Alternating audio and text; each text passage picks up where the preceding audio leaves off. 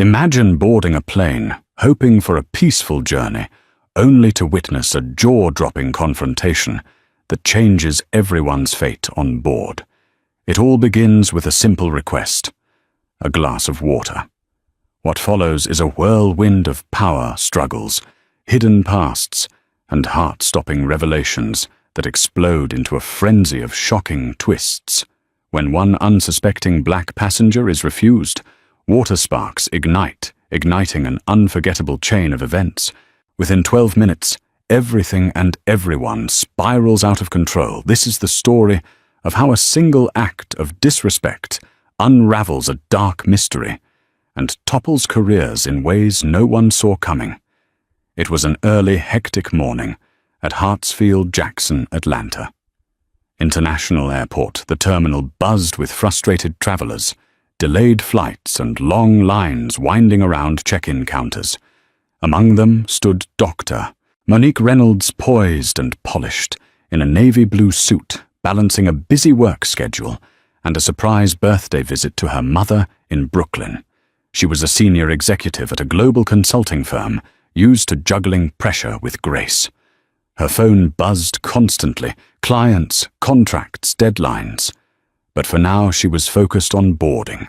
Delta flight, DL 5723, to JFK nearby. Dina Grant, a flight attendant, was already feeling the strain. A last-minute crew change had thrown off her routine, and she was running on edge. She had barked at a colleague over a missing beverage cart key and forced smiles through clenched teeth.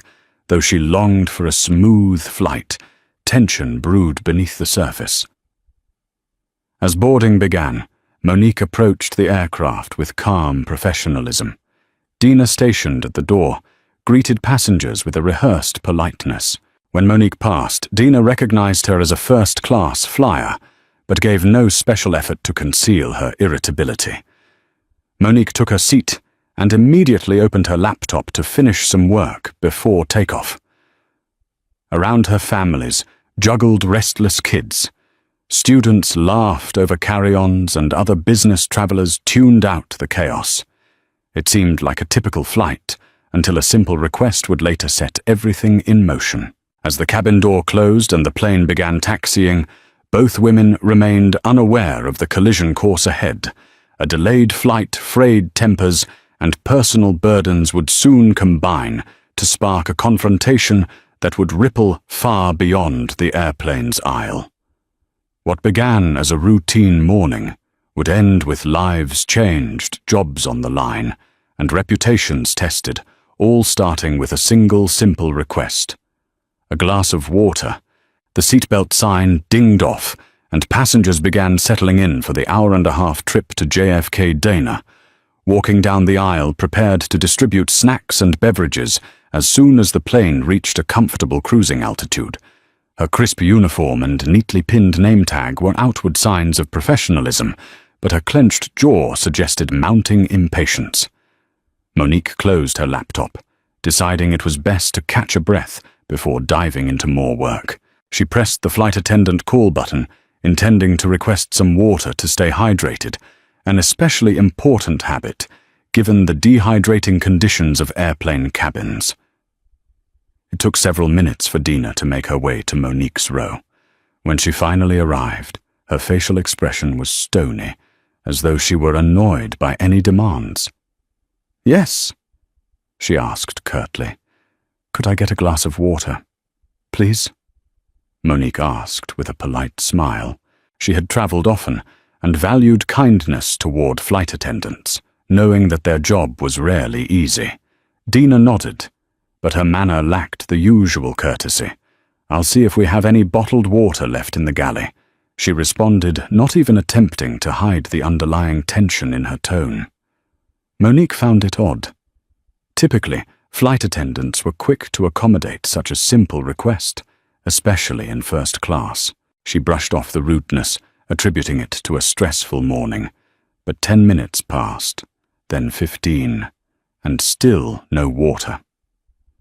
Monique observed Dina serving other passengers their drinks, some even receiving water without acknowledging her at all. A sense of unease began to creep in. As a seasoned traveler, Monique had never been outright ignored. She considered whether she should press the call button again, but decided to wait. Patience was often the better path, especially in an environment like an airplane where tempers could easily flare. But the more she watched Dina, the stronger the nagging feeling became that this wasn't just forgetfulness. Some passengers in the adjacent rows noticed trading sideways glances and raised eyebrows. One man whispered to his wife, speculating if the flight attendant was simply overwhelmed or something more. Tension thickened, drifting through the aisles like a tangible presence. Monique attempted to distract herself by reading the flight magazine. She flipped through pages about luxury Caribbean resorts, business travel tips and updates on new flight routes. None of it could hold her attention. A swirl of questions kept spinning in her mind. Why was Dina ignoring her? Did her simple request somehow rub the attendant the wrong way? Could it be a personal bias? Monique didn't want to assume the worst, but her instincts were nudging her toward a dark suspicion. She reached for the call button again. This time, Dina showed up sooner, but her stance was defensive. "Yes, how can I help you?" she asked, her words clipped. "I requested a glass of water about 15 minutes ago," Monique said, trying to keep her voice calm and neutral. "Could you please bring it when you have a moment?"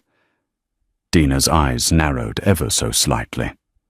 "We're in the middle of our service routine. We usually serve drinks with the snack cart once we reach a safe cruising altitude, and the captain gives the clearance. I'll get to you when I can." The explanation made little sense. Monique had traveled first class frequently, and the procedure often involved an immediate offer of a drink, especially water upon seating. Also, Dina had already been handing out drinks to other passengers without waiting for the snack cart. This inconsistency left Monique perplexed and unsettled. However, she decided not to escalate the situation just yet. The flight was still relatively short, and she preferred to keep it peaceful. But the uneasy feeling settled deeper into Monique's stomach. Something was off, and she couldn't shake the sense that Dina's attitude had a pointed edge to it. She tried to refocus on her reading, ignoring the whispers around her. Then she closed her eyes, willing herself to breathe deeply and calm down. Little did she know the water fiasco was just the tip of the iceberg. Within the next few minutes, the tension would escalate beyond anything she could have imagined, culminating in a scenario that would change the dynamic of the entire flight and alter the fates of the crew forever. The seeds of a monumental showdown were being planted in that quiet moment, hidden behind forced smiles and polite phrases. All it would take was one final push to make everything unravel. Cruising at 36,000 feet, Flight DL-3 glided smoothly through clear skies. The seatbelt sign blinked off again, allowing passengers to move freely. Dina and her fellow flight attendants rolled the snack cart through first class, offering an assortment of beverages and small bites. Despite the seemingly standard routine, a tension crackled in the air. Passengers in nearby seats had already taken notice of the awkward interactions between Dina and Monique. When the snack cart neared Monique's row, her senses sharpened in anticipation. She watched Dina hand out drinks to the passenger. Directly across the aisle, a middle-aged man who received a cup of water without the slightest hassle. Monique pressed her lips together, determined to remain composed. She waited. Finally, the cart stopped at Monique's seat. Dina barely looked at her. "Something to drink?" she asked mechanically, as if reading from a script. Monique met her gaze. "Yes, water, please." Dina poured a glass of orange juice and handed it to the passenger next to Monique, then turned her attention to the snack basket. She did not offer Monique anything. The blatant snub was impossible to ignore. "Excuse me." Monique said, her voice clipped but still measured. "Water, please." Dina hesitated a moment, her eyes flickering from Monique's face to the row behind her. She seemed to weigh her options. Then, in a move that defied all professional standards, she said flatly, "We're out of bottled water." She started to push the cart forward. A hush fell over the surrounding rows. Several passengers looked on in disbelief. They had just seen her distribute water moments ago. Even Monique's seatmate, the man holding the orange juice, shot a concerned glance at Monique. Monique could feel a knot forming in her stomach, a blend of anger, disappointment, and confusion. She cleared her throat, refusing to let Dina walk away so easily. "You just gave him water," she said, pointing to the man across the aisle. "And I saw you had at least 4 or 5 bottles in the cart." Dina's face flushed, but she doubled down. "I'm afraid that was the last of our supply in first class." She lied through her teeth. "We haven't more left at this time." The confrontation had escalated into something undeniable. Heads turned. The hum of whispered conversations began to buzz around them. Monique bristled, striving for composure in an increasingly humiliating situation. She knew this had stepped beyond a simple oversight. "Is there a reason you're denying me water?" Monique asked, her voice trembling between restraint and rising indignation. Dina glanced nervously around. She opened her mouth as though trying to find some excuse, but nothing came. Instead of addressing Monique directly, she flipped the handle of the cart and murmured, "I have to continue serving the rest of the cabin," and attempted to move on. That was the final straw. Monique wasn't one to accept blatant disrespect, especially not in a public setting. She pressed the flight attendant call button again, this time with force. Within seconds, another flight attendant arrived. Andrea, who had overheard some of the exchange. Andrea wore a concerned expression, sensing the tension, but unsure how to address it. "Is there a problem, ma'am?" Andrea asked gently. Monique straightened her posture. "Yes, I'm trying to understand why I'm not being given water. The other passengers received some, and I was told it's out of stock when clearly it isn't." Andrea looked momentarily perplexed. She glanced at the half-full cart near the galley, clearly indicating there were more bottles left. "Of course we have water," she replied, trying to sound reassuring. "I'll bring you some right now."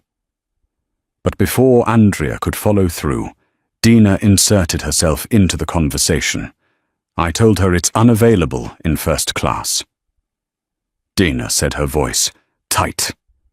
Andrea hesitated, casting a wary glance between Monique and Dina. Something in her expression suggested she realized that Dina's statement made no sense, but also that challenging a fellow crew member directly could lead to an uncomfortable confrontation. Yet the situation had already spiraled into an embarrassing spectacle. "Let me check the galley to see what's left," Andrea offered, carefully neutral. As Andrea walked toward the galley, Dina leaned forward, her face inches from Monique's. Her voice was low, but passengers close by could still hear. "You think you can just demand whatever you want because you're in first class? Not everyone's here to cater to you." Monique's face burned partly from indignation and partly from the shock of hearing such words. This wasn't a simple misunderstanding anymore. There was a personal edge, one dripping with hostility. Every fiber in Monique's being screamed at her to stand up to challenge this blatant disrespect. "Listen," Monique said, her voice firm. "I don't know what your problem is, but I do know this is completely unacceptable. I will be speaking to your supervisor the moment we land." Dina's eyes flickered with something akin to panic, but she masked it quickly with a scowl. "Do what you want," she hissed, "but you're not getting any special treatment from me." With that, she turned on her heel and stomped off, leaving Monique in stunned silence. A small crowd of curious onlookers had formed the cabin, quickly dividing between those who sympathized with Monique and those who were too caught up in their own matters to intervene. In the midst of the chaos, Monique felt the weight of every gaze, every hushed whisper. She gripped her armrest, her knuckles white. Never in her life had she been so openly disrespected by a service professional, especially in such a brazen manner. She considered pressing the call button again, or even demanding to speak to the lead flight attendant or the captain. Yet she hesitated, partly out of shock, and partly because she wanted to handle this with the calm, calculated approach she'd learned from her years in high-pressure business negotiations. In that moment, a single unsettling thought cemented itself in her mind. This was personal. Dina had targeted her for some reason. Monique thought about all the ways prejudice and power dynamics could manifest. Although she had faced subtle discrimination before, never had it been so blatantly thrust in her face. Monique inhaled a shaky breath and exhaled slowly. She resolved to keep her composure, but a new determination sparked in her eyes. She had no intention of letting Dina get away with treating her like this. What Monique did not know was that her resolve was about to unleash a chain of events that would leave everyone aboard Flight DL573 stunned, and that a twist of fate was about to reveal her own unexpected authority in the world of aviation. As Andrea returned with a glass of water, she apologized profusely on behalf of the airline. Monique thanked her calmly, still grappling with the whirlwind of emotions coursing through her. She sipped the water more, out of a need to steady her nerves than to quench her thirst. Meanwhile, a wave of whispers swept through the cabin. Some passengers pulled out their phones, discreetly recording snippets of the tension.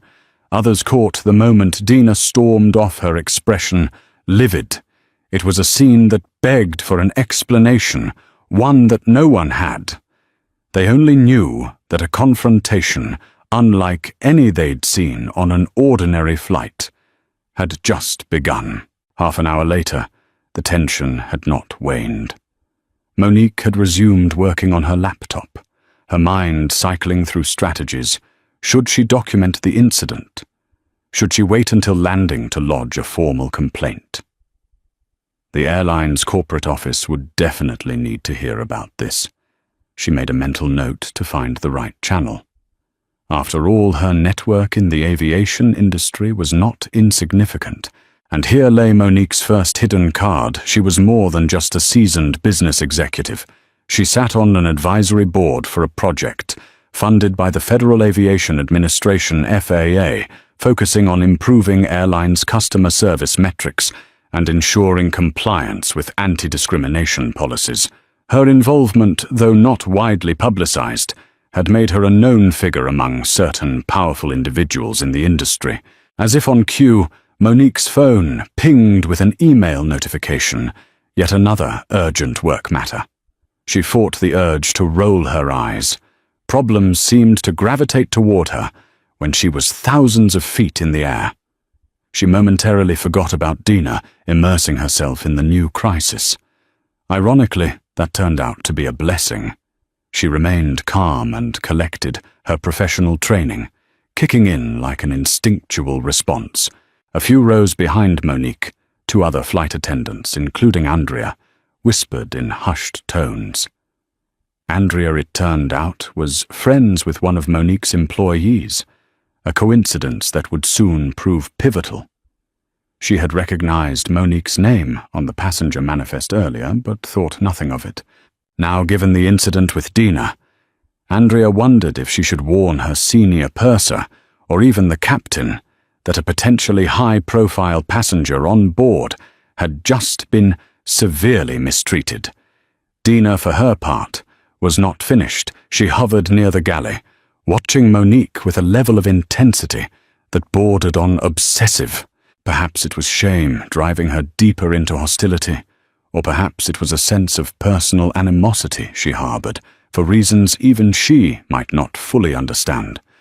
Whatever the case, It fueled her defiance. In her mind, Monique was a threat that needed to be neutralized.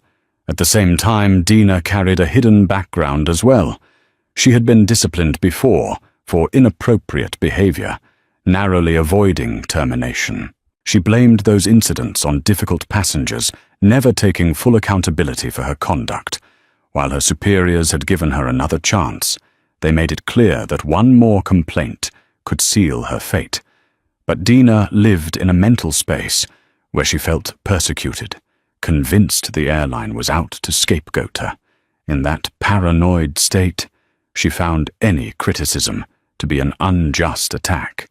As the aircraft sailed closer to New York, the tension on board thickened further. Passengers were dividing into quiet factions, those who had seen and heard enough to be outraged on Monique's behalf, and those who simply wanted an uneventful journey. The hum of normal in-flight chatter had given way to an uneasy stillness, broken only by the whir of engines and an occasional overhead announcement. Then came the moment that would tilt the scales. Monique received a phone call from the FAA project director, which she could not answer while airborne. Seeing the caller ID, her heart quickened. She knew this conversation, once she was on the ground, could change many things.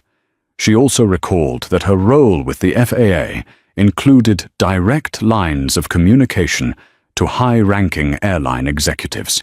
If she wanted, she could escalate this matter through official channels and not just a standard passenger complaint. She could potentially invoke a formal investigation into the airline's practices, especially if evidence suggested discrimination. But Monique was not out to sabotage a company that until that day she had thought highly of. She preferred to resolve conflicts amicably. Even so, after being humiliated and openly disrespected, she couldn't dismiss the possibility.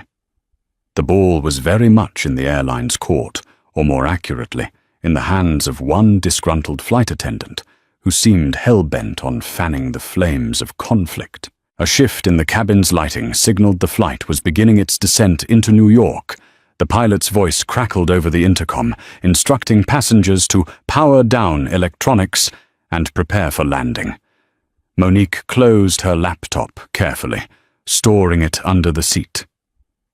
She looked outside the window, glimpsing the sprawling landscape of the city, the skyline just visible beneath a veil of drifting clouds. Moments later, a quiet beep signaled a new message, this time from Andrea. Monique glanced at it discreetly. "I'm sorry for the incident, FYI. You have allies on this flight. The purser knows what's going on. Please let us resolve this the right way once we land." Andrea Monique breathed a sigh of relief. At least she wasn't alone in seeing the problem. Dina might have denied her water and harassed her, but the rest of the crew wasn't blind. They had integrity, and Andrea's message hinted that official steps were already in motion. Monique's mind churned with the possibilities. Would the airline simply file a generic report, or would there be real consequences for Dina? What Monique couldn't guess yet was that the entire resolution was about to take a very different turn. Because, in addition to being a high-ranking corporate executive and an FAA advisor, Monique had another hidden card to play, one that would catapult her from victim to the person who held the crew's immediate future in her hands. And with the clock ticking, the entire flight crew, including Dina, would soon discover that the woman they had disrespected was not someone to be trifled with. When Flight DL573 touched down at John F. Kennedy International Airport, a collective sigh of relief filtered through the cabin, as if everyone believed the drama had ended. But for those who had witnessed the confrontation, Monique Andrea and the nearby passengers, an unspoken tension remained. The plane taxied to the gate, the seatbelt sign turned off, and passengers began retrieving bags from overhead compartments. Monique gathered her belongings calmly, but she felt the weight of countless stares. She stood in the aisle, waiting for the crowd to inch forward, her mind already formulating how she would address the situation. Once inside the terminal, Dina avoided eye contact, hanging back near the galley, and busily flipping through a safety manual she wasn't actually reading. Her posture was rigid, her eyes locked on a point in the middle distance. She seemed determined to pretend that nothing had happened, as though she could will the entire episode into oblivion. Andrea, however, moved to stand near the exit, greeting passengers as they disembarked. When Monique reached her, Andrea spoke quietly. "Ms. Reynolds, the purser is waiting by the jet bridge if you'd like to speak with him." Her expression was a mixture of empathy and professionalism. Monique's heart pounded, but she kept her composure. "Thank you, Andrea," she said, nodding politely. Outside the plane in the enclosed jet bridge, Monique was met by Terry Holbrook, the purser, a man in his early 40s with kind eyes and a posture that exuded competence. He introduced himself, offering an apology right off the bat. "I've been informed of the situation that occurred on board," he said. "I want to extend my sincerest regrets on behalf of Delta Airlines. We take these matters very seriously." Monique appreciated the directness. "Thank you," she replied, deciding not to unload her full frustration. "Just yet. I would like to speak with whoever is in charge at the gate or a supervisor. This incident was unacceptable."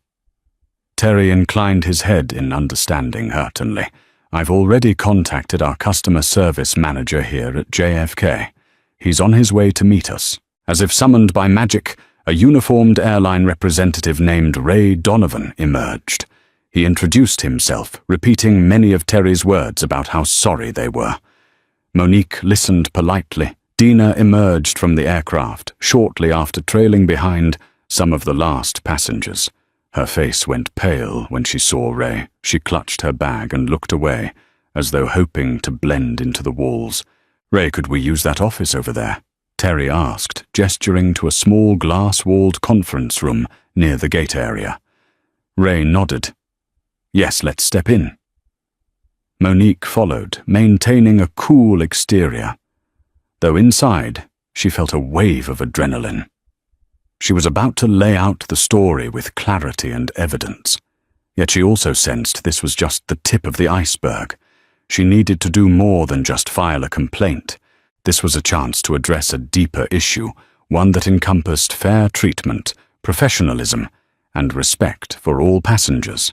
Inside the small office, Monique placed her carry-on near the door and took a seat at a round table. Ray and Terry sat across from her, both looking tense but earnest. They explained that Dina would wait outside unless Monique specifically requested her presence. Monique declined to have Dina in the room, feeling it would be more productive if she spoke to management directly. Monique recounted the events methodically, from the initial request for water to Dina's outright denial and the subsequent hostility.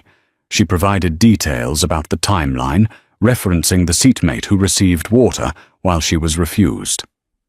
She also mentioned Andrea's intervention and the text message that proved water was readily available. Ray's expression darkened. "This is clearly a violation of our customer service protocol, and potentially it suggests discriminatory behavior. We will conduct a thorough investigation." Terry nodded in agreement. "I've already noted that several passengers witnessed the incident. We will be collecting statements." Monique took a steadying breath. "I'm a frequent flyer with Delta, as well as an FAA advisor, working on anti-discrimination and service compliance programs. I know this goes beyond a mere inconvenience. People deserve dignity, especially when they're paying for a premium service." At the mention of the FAA, Ray's eyes widened. He exchanged a quick glance with Terry, who swallowed hard. They realized the gravity of the situation. This was not just a matter of an unruly passenger complaint. This involved potential federal oversight. Their expressions turned from concerned to downright alarmed. "We had no idea you were with the FAA," Terry murmured, leaning forward. "Please understand, we will handle this swiftly. Delta has zero tolerance for any form of discrimination." I appreciate that Monique said calmly, but words aren't enough. I intend to file a formal complaint, and I have the authority to initiate a compliance review if necessary. Ray nodded vigorously. "We understand. Let's do this correctly. We'll interview Dina, talk to witnesses, and we can keep you informed of any disciplinary steps." Before they could continue, a knock sounded at the door. Andrea entered, looking apprehensive. "I'm sorry to interrupt," she said, "but there's an urgent issue. One of the higher-ups from corporate is on the phone, specifically asking to speak with Ms. Reynolds. They said it's about the flight incident." Ray and Terry looked at Monique, clearly startled. Monique's brows furrowed. This was quicker than she'd expected. Word must have traveled fast, perhaps because of Andrea or a passenger's social media post. Still, Monique followed Andrea into the adjacent room where a desk phone blinked red. She picked up the receiver. "This is Monique Reynolds." A measured, authoritative voice came through the line, introducing himself as Daniel Green, Delta Airlines Regional Director of Customer Experience. He apologized profusely, acknowledging that he was aware of Monique's advisory role with the FAA. His tone was respectful, yet strained, hinting that he realized the severity of the potential fallout. "Miss Reynolds first and foremost. I offer my sincerest apologies," he began. "We received multiple reports from passengers regarding the incident. We take any claims of discrimination extremely seriously, and I assure you the situation will be rectified immediately." Monique's gaze settled on Andrea, who watched from a distance. She responded carefully. "Thank you for reaching out. I do hope the airline addresses not just this single incident, but the underlying training and oversight issues that allow such behavior to occur." Green responded with corporate aplomb. "We are prepared to take the necessary steps, even if that means immediate disciplinary action for the crew member involved. We hope to retain your trust and avoid escalation to the FAA or other federal agencies if possible." Monique's lips parted slightly. The call was as much an olive branch as it was a plea to contain the damage. The question was, how far did she want to push this? She was not vindictive by nature, but she also couldn't let such an egregious act go unpunished. "We can discuss further," she replied, "once I get all the facts. Right now I'm still waiting for an official statement and to see how your management handles the next steps. Then we can decide how to proceed." By the time she hung up the phone, her heart was pounding. It struck her that the entire flight crew's fate, particularly Dina's, lay in her hands. She had the power to demand immediate termination if she saw fit. Yet she also considered the broader implications. Was Dina's termination alone going to fix systemic issues? What about the need for better training, better oversight? When Monique returned to the conference room with Ray and Terry, she found Dina standing there, arms crossed, face pale. Someone must have asked her to come in for a direct confrontation. Perhaps Terry thought it would provide closure or clarity. Dina barely glanced at Monique, but kept her stance defensive. A hush fell over the room. Finally, Ray spoke. "Dina, Ms. Reynolds has lodged a serious complaint against you, and we have corroborating accounts from other passengers and a fellow crew member. Do you have anything you wish to say?" Dina's lips pressed into a thin line. "It's all been blown out of proportion. I was doing my job. She was demanding special treatment." Monique's eyes widened in disbelief. She considered letting the statement go, but then decided she needed to address it head-on. Asking for water is not special treatment, she said, her tone steely. Every other passenger got it without an issue. Dina looked ready to argue, but Ray swiftly cut her off. We'll handle the fact-finding process. Right now, I need you to wait outside while we conclude our conversation with Ms. Reynolds. Dina shot Monique a glare, but stepped out, letting the door close behind her. Ray exhaled slowly, as if the room had been suffocating. Given everything, Ms. Reynolds, we have no choice but to remove Dina from active duty pending an investigation. Please believe that we're not just doing this because of your position or your affiliation with the FAA. This behavior breaches our guidelines, outright. Terry nodded firmly.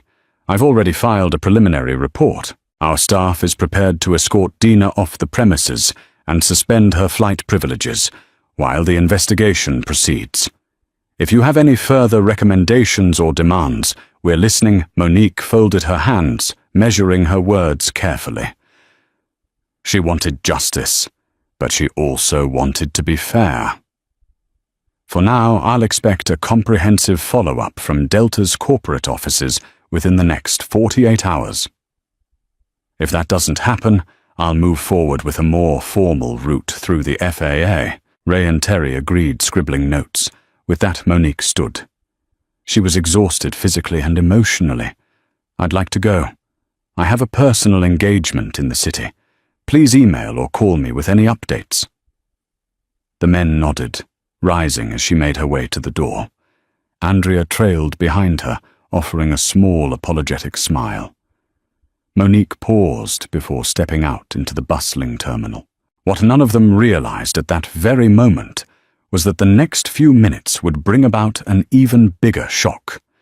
For as Monique prepared to leave the gate area, an unexpected piece of information was about to surface, one that would change the entire direction of the resolution.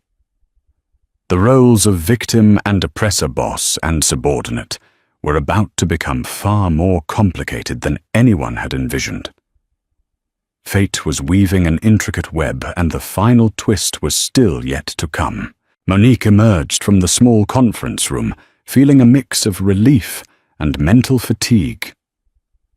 She had followed procedure, put the wheels of an official complaint into motion, and demanded accountability. Yet an uneasy feeling lingered.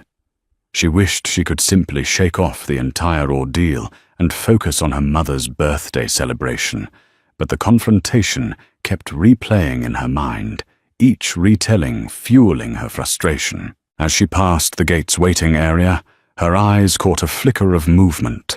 Dina was sitting in a row of vacant chairs, hunched over her face, hidden in her hands. For a fleeting moment, Monique felt a pang of empathy. She knew all too well that job security in the aviation industry could be precarious. Yet she also remembered the venom in Dina's words. Monique set her jaw, pushing aside the notion of pity. She walked on, heading for the exit. At the same time, Dina stood, glanced in Monique's direction, and abruptly turned away. Both women seemed intent on avoiding further contact. Just then, Monique's phone buzzed again. An urgent text message from her assistant. "Call me ASAP. Critical update."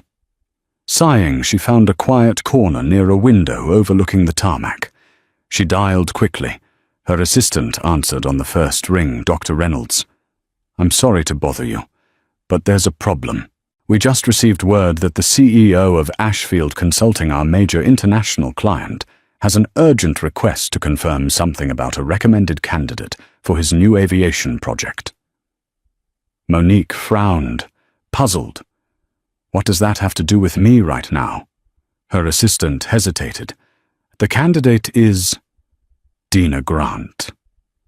It appears she applied for a role in the corporate aviation department and got far in the interview process.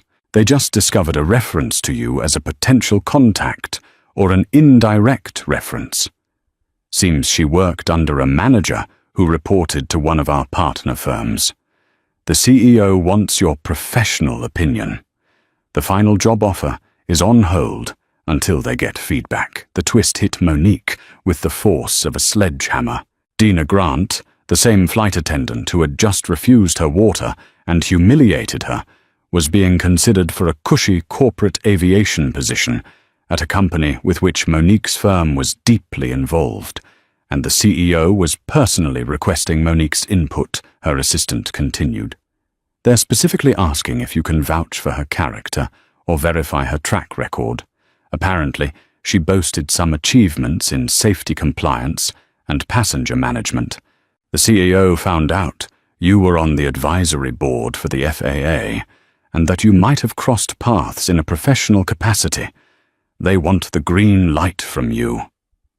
Monique's mind reeled. The karmic implications of the situation were staggering. She felt a heady mix of shock and an odd sense of poetic justice. Dina needed Monique's endorsement without even realizing it. Yet here they were, fresh from a confrontational episode that revealed Dina's troubling behavior. "I'll handle it," Monique said, quietly into the phone, her pulse racing. "Send me the details. I'll follow up with the CEO directly." When the call ended, Monique leaned against the window, staring at the runway lights. The swirl of emotions, anger, disbelief, a touch of grim amusement battled within her. Fate had dealt an extraordinary hand. She now held the power not only to influence Dina's standing with Delta Airlines, but also to determine her eligibility for this pivotal role. In a sense, she had Dina's entire career in her hands. Though some might relish the chance for payback, Monique felt conflicted. Was it ethically right to bury Dina's prospects based on this single encounter, however egregious? Yet how could she ignore such blatant evidence of prejudice and unprofessionalism? For a long moment, Monique simply stared at the bustle of airport operations outside. The roar of engines and the blur of airplane lights felt strangely distant. The question about how to proceed gnawed at her, a moral dilemma, heavier than any she had faced in recent memory. Finally, she squared her shoulders, inhaling deeply. She would do what she always did, pursue the truth and uphold high standards of integrity, even if it meant delivering hard consequences. One could not allow malicious or biased individuals to thrive unchecked in positions of authority. With renewed resolve, she made another call this time to Robert Clay, the CEO of Ashfield Consulting. He answered on the second ring, sounding warm yet direct. Monique Robert exclaimed, "I'm glad you could call. We're in a bind regarding a candidate named Dina Grant. Her references are outstanding, but we spotted your name in some cross-referenced materials from the FAA. I wanted to see if you knew her." Monique grimaced. "Yes, I do," she said carefully, choosing her words. "We just had a revealing encounter. I'd like to schedule a meeting to discuss her candidacy in detail." Robert sensed her hesitation. "Is everything all right? We were quite impressed by her credentials, but if you have reservations, we need to hear them." Monique nodded, even though he couldn't see her. "I do have reservations." Robert. "She exhibited behavior that I believe disqualifies her from certain responsibilities, especially those involving management and customer-facing roles." She could almost hear the frown in Robert's voice. "That's serious. Please let's talk it through in person or via video conference as soon as possible.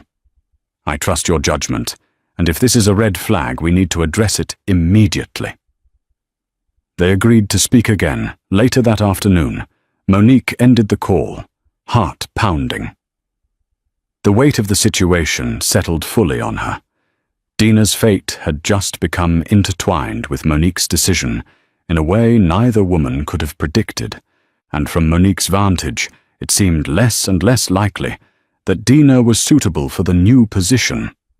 Emerging from her quiet corner, Monique glanced back toward the gate area.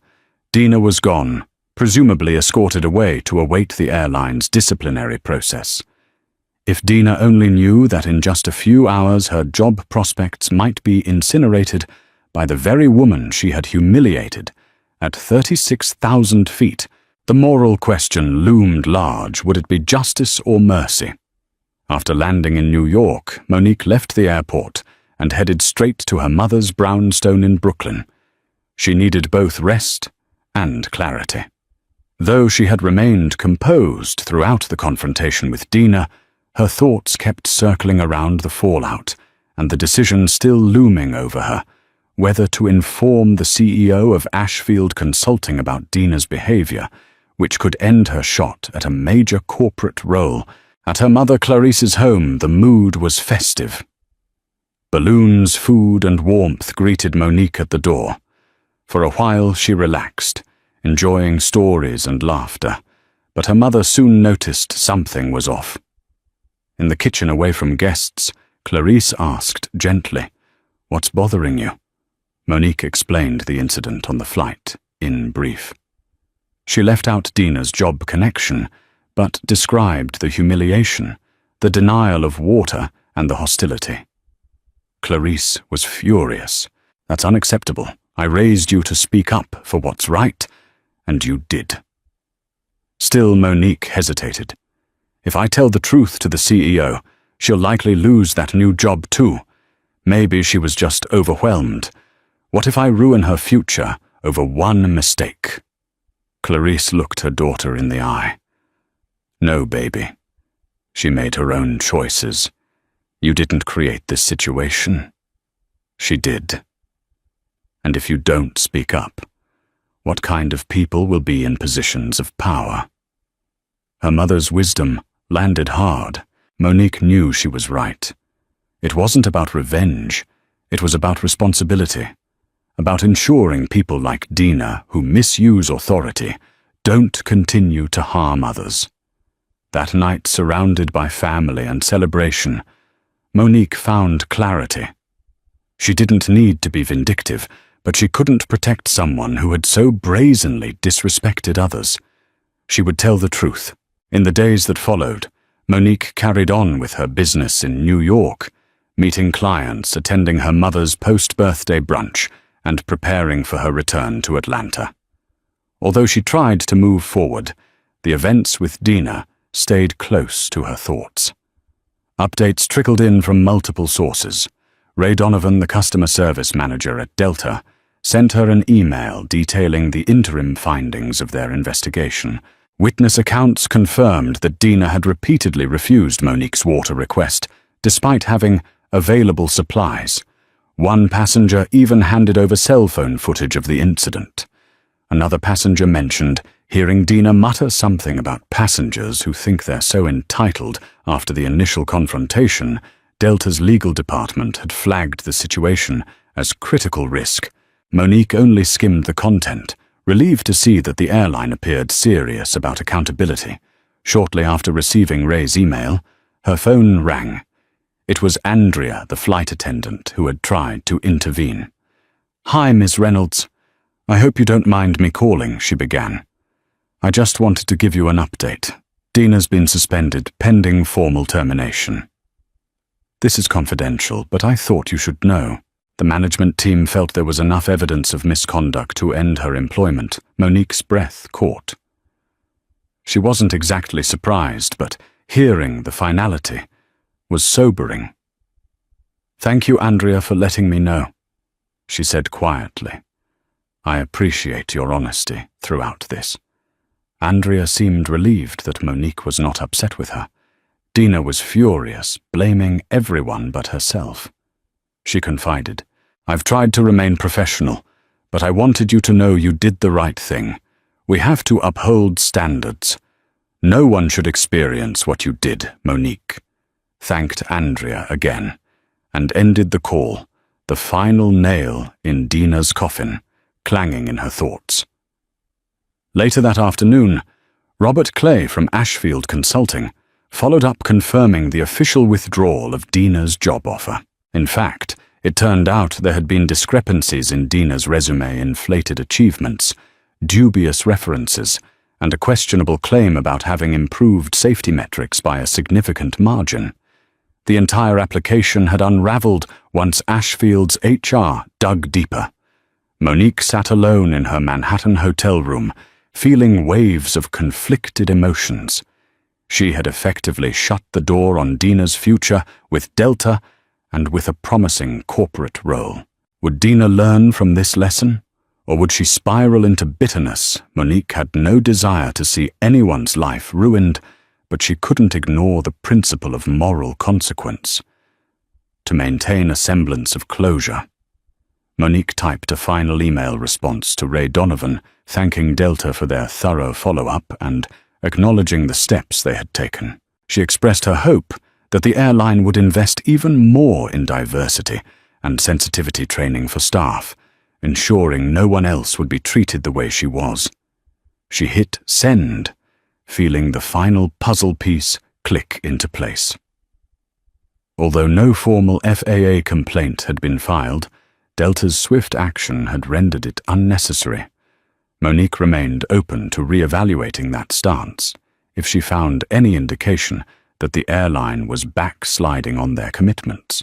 Some might have expected Monique to celebrate, but she felt no celebration, only a profound sense of relief that justice had been served, and a twinge of sadness over how easily one person's hatred and negligence had brought them to ruin. It was a victory tinged with regret, yet a necessary one. On her last night in New York, Monique went for a late stroll through Times Square.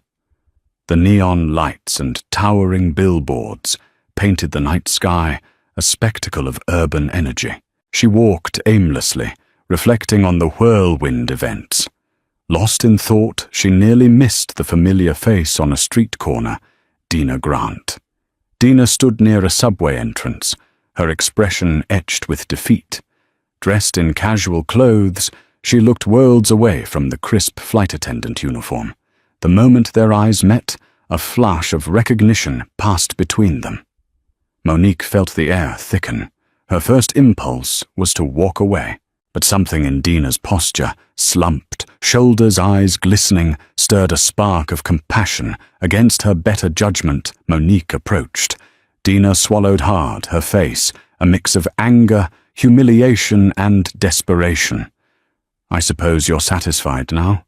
she muttered.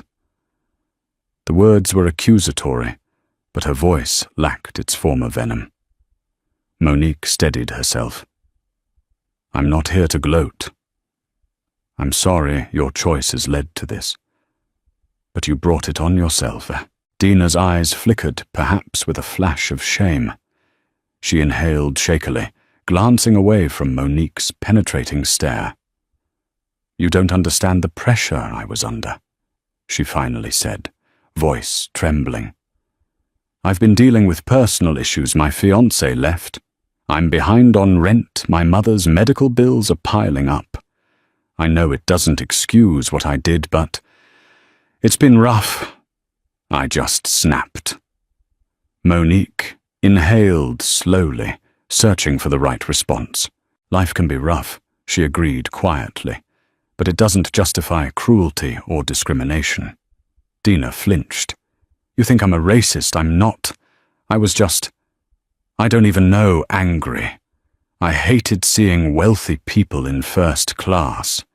It's like they live in a different world, and you so poised, so sure of yourself, it got under my skin."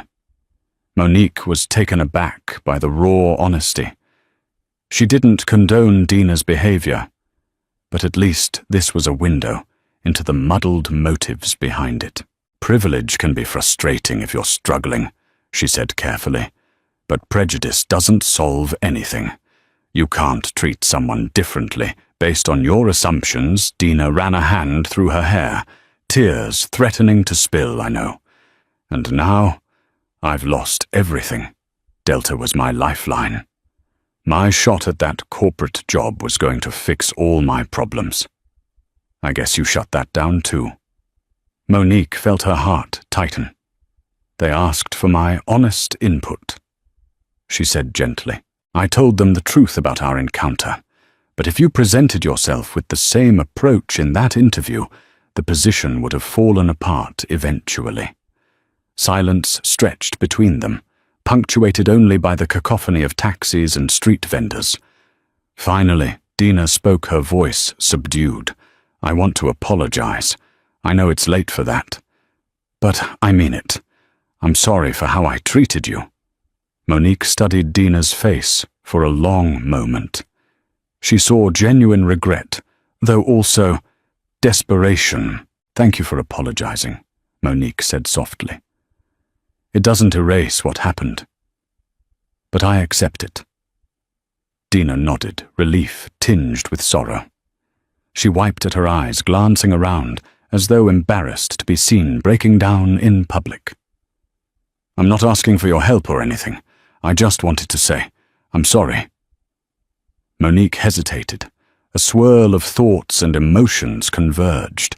She had every right to walk away, to never see or speak to Dina again. Yet she recalled her own moral compass, the desire to create space for growth and change. Even in those who had acted wrongly, I believe people can learn and redeem themselves. Monique finally said, "If you need a reference for a basic job, not in a high-stakes customer service role, I'm willing to acknowledge that you realized your mistake and apologized. That might help you get back on your feet." Dina seemed stunned. Her eyes flickered with hope. Thank you. I don't deserve that, but thank you. Maybe I can do better." "Somewhere else," Monique nodded, placing a hand gently on Dina's shoulder. "Don't waste the chance with that." Monique turned and walked away, leaving Dina standing under the bright lights of Times Square. She couldn't predict the future or guarantee that Dina would turn her life around, but she had done what she could. It was a bittersweet coda to a tumultuous Chapter 1 that left Monique feeling unexpectedly lighter. A few weeks later, Monique arrived back in Atlanta, stepping into her office with a renewed sense of focus. She had parted ways with the fiasco of Flight DL5073, though the lessons remained ingrained in her memory. Respect, empathy, and professional conduct mattered deeply. No matter the background or personal struggles, she dived into work, consulting on high-level business strategies, leveraging her FAA advisory role to push for more stringent anti-discrimination training in multiple airline programs. She even spoke at a conference, highlighting the importance of personal accountability in customer service roles. Without naming Dina, she recounted the cautionary tale of how a single act of meanness could irreparably damage a career. As fate would have it, a month later, an email popped into her inbox from an unfamiliar address. Opening it, Monique discovered it was from Dina, who had found a job as a receptionist at a small logistics firm. Dina thanked Monique for her measured words in Times Square and admitted she was trying to rebuild her life. The note concluded with a promise, never to forget what she had learned. Monique reread the email twice, a slow smile forming. It felt good to know that a seed of growth might have been planted. Despite the painful circumstances, she replied briefly, wishing Dina well in her new role. As the seasons changed, the story of Flight DL573 became something of an office legend, retold and embellished by Monique's colleagues and friends who had heard about her showdown. But for Monique, it remained both a cautionary tale and a testament to the power of accountability. A single glass of water, or the refusal of one, had unraveled an entire web of hidden prejudices, professional failings, and personal struggles. In the end, the flight attendant who refused a black woman water was terminated within weeks, losing not only her current job, but a promising career opportunity. Hard karma had hit back swiftly and decisively. Yet in the quiet aftermath, the seeds of redemption were sown. Monique continued to soar in her career, her voice an even stronger advocate for equitable treatment. Whenever she boarded another flight, she carried a gentle reminder. Respect is not optional, and the smallest acts of kindness or cruelty can change someone's destiny. Thank you for following this emotional and dramatic journey, one where a moment of cruelty sparked a chain reaction that toppled careers and tested personal morals. The story of Flight DL573 offers a powerful reminder that every action, no matter how small, carries consequences. Karma can arrive swiftly and unexpectedly, reshaping destinies in its wake. Yet even amid the turmoil, there is room for growth and redemption for those willing to change their course. If you found value, inspiration, or insight in this story, please like, share, and subscribe to our channel. By spreading these messages of accountability and empathy, we can encourage more understanding and kindness in our everyday lives. Don't miss out on future tales and reflections that shine a light on human resilience and the importance of doing what's right, no matter the cost.